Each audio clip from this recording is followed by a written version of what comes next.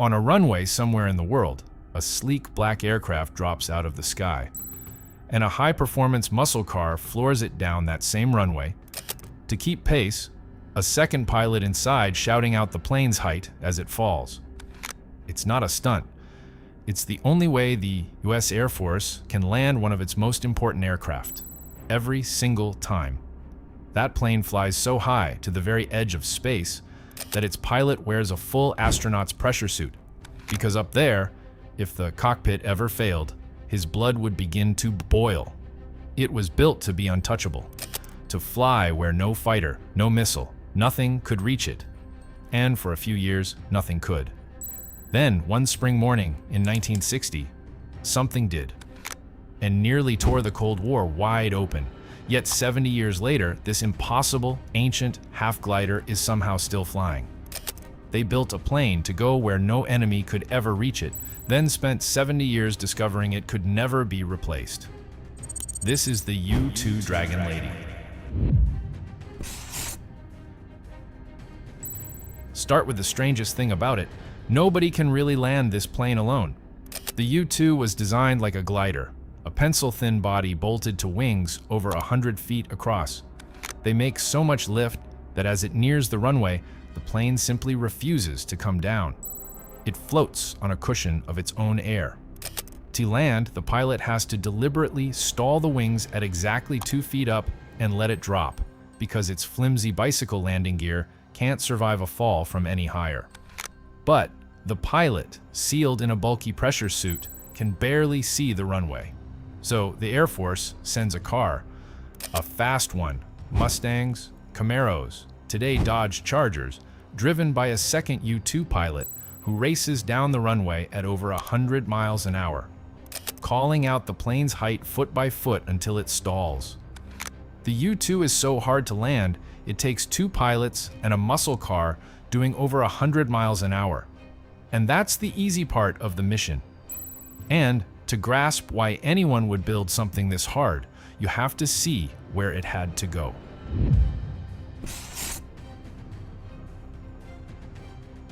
In the 1950s, the United States was terrifyingly blind. Nothing was coming out of the Soviet Union, and Washington was haunted by the fear that Moscow was racing ahead with nuclear weapons. Eisenhower needed eyes inside a country that would shoot down anything crossing its border. So how do you spy on an enemy who can hit anything in his sky? Lockheed's secret shop, the Skunk Works, under the legendary Kelly Johnson, found a brutally simple answer.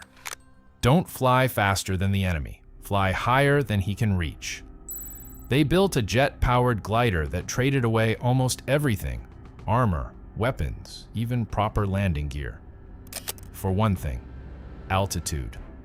The U-2 could climb to 70,000 feet, 13 miles up, above every Soviet fighter and missile of the day, and photograph secret bases with cameras sharp enough to read a headline. The answer to an enemy who could shoot down anything wasn't to outrun him. It was to fly so high he couldn't even see you. For a few golden years, the U-2 drifted over the Soviet Union untouchable. But that altitude came at a terrible price for the man sealed inside. Up at the edge of space, the U-2 lives in a trap its pilots named the Coffin Corner. At 70,000 feet, the air is so thin that the gap between flying too slow and too fast nearly vanishes. On the early jets, barely 10 knots separated a stall from a high-speed breakup.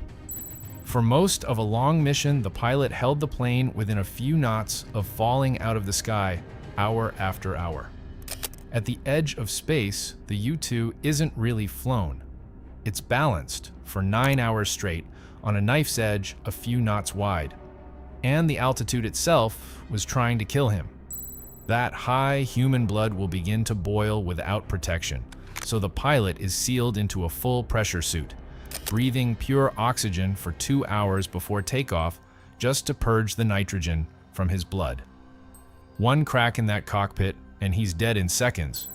For years, the men who flew the Dragon Lady accepted all of it for one reason. Up there, no one could touch them. Then one morning, that promise broke. On the 1st of May, 1960, a CIA pilot named Francis Gary Powers lifted off from a secret base in Pakistan, bound deep across the Soviet Union. Hours in, the Soviets did the impossible. They reached him. A barrage of surface-to-air missiles tore the sky around him.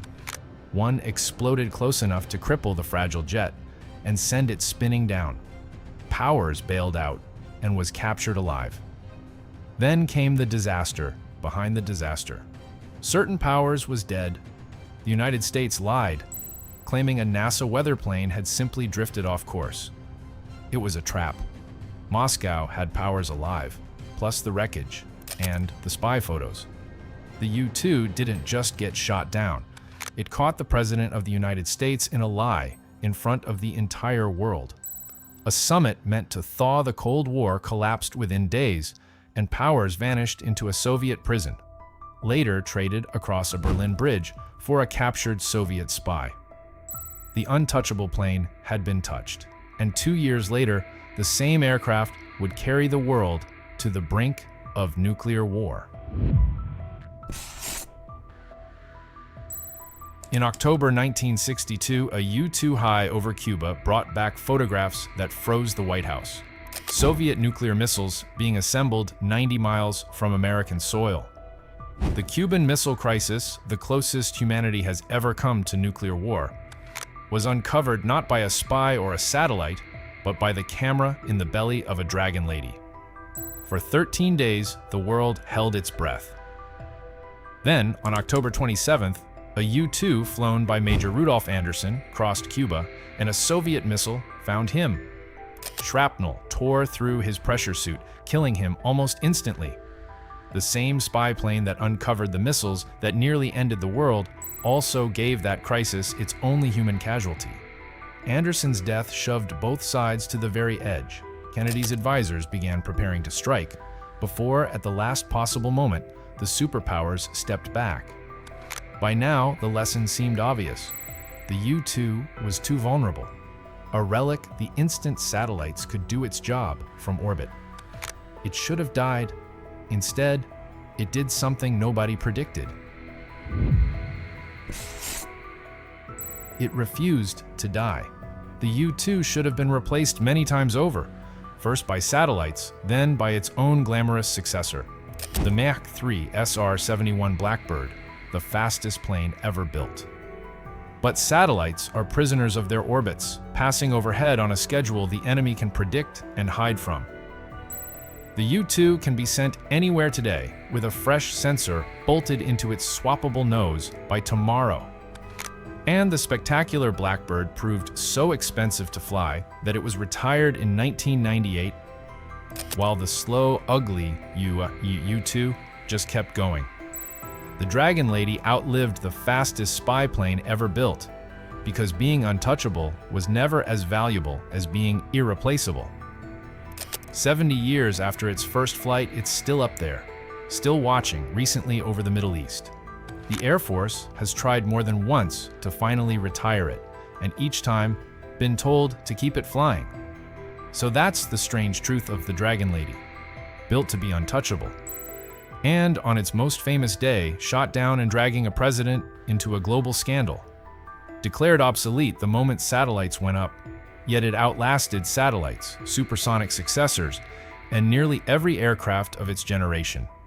A plane held together by a man in a spacesuit, balanced on a knife's edge, landed by a muscle car, has quietly watched over the world for 70 years. And there's the lesson under all of it. Some machines don't survive because they're safe, or fast, or invincible. They survive because they can still see what nothing else can.